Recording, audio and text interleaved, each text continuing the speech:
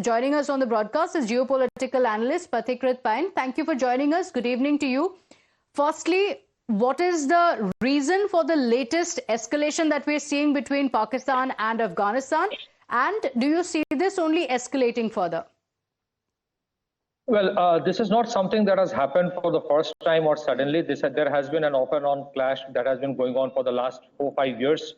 One of the reason perhaps this time is that whatever has happened in Balochistan, the kind of attacks the Baloch Liberation Army and everyone else did, or the kind of attacks that TTP has been doing inside Pakistan, the Pakistani establishment and the army think that it is the Afghan Taliban which is actually orchestrating and remote controlling all of it. So that's maybe one of the reasons that they thought that it is high time that they go and do the counter strikes into the heart of Kabul. However, I think Pakistan is making the same mistake they did with Balochistan and Khyber Pakhtunkhwa, where they did all kinds of airstrikes for years, and eventually the frustration and the anger against the Pakistani establishment became so profound that today those areas are literally out of bound for the Pakistan army. So I think for Pakistan to deal with the Afghan issue, they have to introspect on many aspects rather than doing these bombings, because these bombings are not going to stop Afghanistan to do what they want to do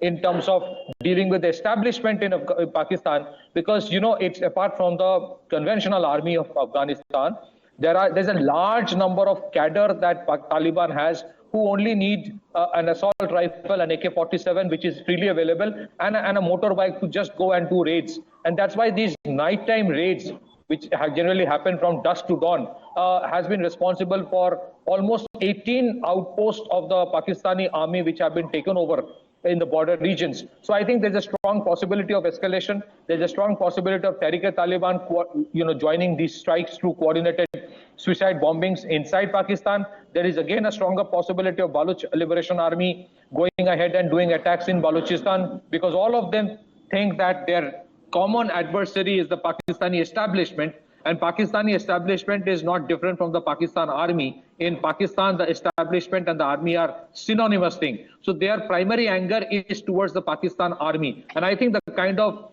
attacks, the kind of airstrikes that is happening inside Afghanistan, it would lead to prolonged conflicts. You might see sometimes some ceasefire being announced, but these border clashes have already taken the shape of an open declaration of war, and this is not going to stop so soon. The problem for Pakistan is they do not have the backing of the West as they had in the past. Remember, from 2001 onwards, they had billions of dollars at their disposal to fight anyone they feel like. But today, there's a severe crunch of funds. And in such a scenario, how they will deal with issues in Khyber Pakhtunkhwa, in Balochistan, or the cross-border strikes by the Afghan army, as well as whatever tension they have with India, I think it's not going to be so easy for Pakistan. But I think they are reaping what they have sowed. Their atrocities for decades is well known. Okay, all right. So their atrocities are coming back to haunt them. But what about the military might, the assessment from the Afghanistani side versus Pakistan?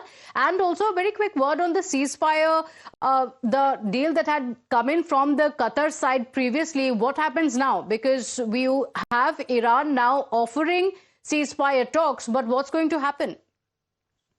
Well, Pratibha, if you look at the United States Army, there's no comparison between US Army and Afghanistan Army. Similarly, Pakistan Army is much the Afghan Army, but in the realm of asymmetric warfare, where Taliban will not get into confrontation head on, they will just go for night strikes. That in that kind of a realm, it is not feasible to have a comparison in terms of numbers of the army.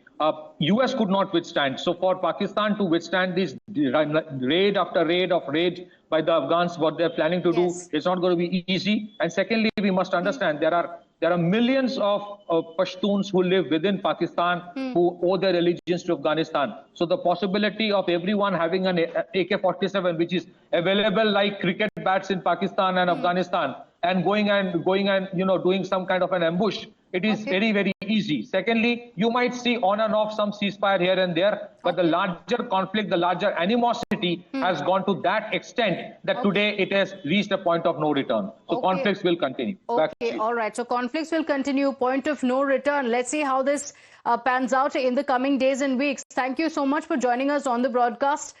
And with that, it's a wrap on our show. Thank you for joining us. Don't go anywhere. Coming up on the other